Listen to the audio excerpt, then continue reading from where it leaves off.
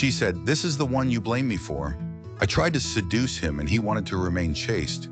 But if he does not do what I command now, he will be put in prison and degraded." Joseph said, "My lord, I would prefer prison to what these women are calling me to do. If you do not protect me from their treachery, I shall yield to them and do wrong." And his Lord answered his prayer and protected him from their treachery. He is the all-hearing, the all-knowing.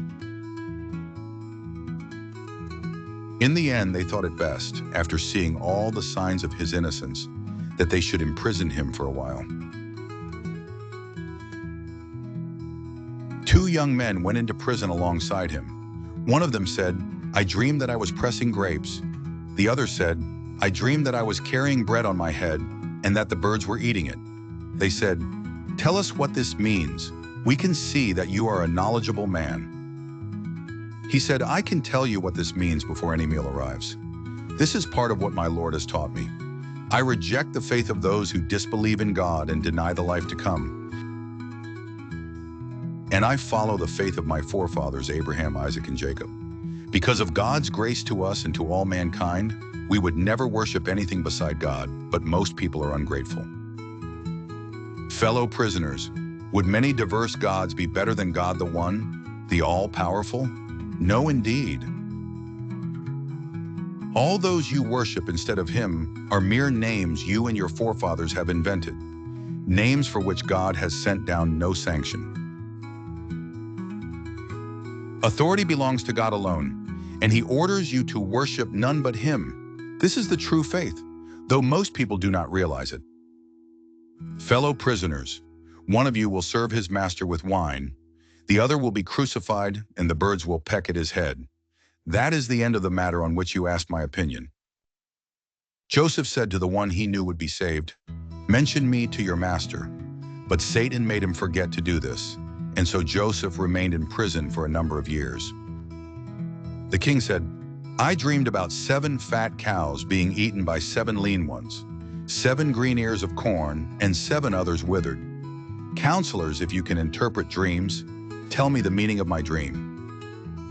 They said, "These are confusing dreams, and we are not skilled at dream interpretation." But the prisoner who had been freed at last remembered Joseph and said, "I shall tell you what this means. Give me leave to go." Truthful Joseph, tell us the meaning of 7 fat cows being eaten by 7 lean ones, 7 green ears of corn, and 7 others withered. Then I can return to the people to inform them."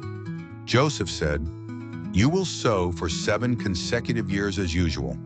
Store all that you reap, left in the ear, apart from the little you eat. After that will come 7 years of hardship, which will consume all but a little of what you stored up for them. After that will come a year when the people will have abundant rain and will press grapes." The king said, "Bring him to me." But when the messenger came to fetch Joseph, he said, "Go back to your master and ask him about what happened to those women who cut their hands. My lord knows all about their treachery." The king asked the women, "What happened when you tried to seduce Joseph?" They said, "God forbid, we know nothing bad of him." And the governor's wife said, "Now the truth is out. It was I who tried to seduce him. He is an honest man." Joseph said, "This was for my master to know that I did not betray him behind his back. God does not guide the mischief of the treacherous. I do not pretend to be blameless, for man's very soul incites him to evil unless my Lord shows mercy. He is most forgiving, most merciful." The king said, "Bring him to me. I will have him serve me personally." And then, once he had spoken with him, "From now on you will have our trust and favor." Joseph said, "Put me in charge of the nation's storehouses. I shall manage them prudently and carefully." In this way we settled Joseph in that land to live wherever he wished. We grant our mercy to whoever we will, and do not fail to reward those who do good. The reward of the hereafter is best for those who believe and are mindful of God. Joseph's brothers came and presented themselves before him. He recognized them, though they did not recognize him.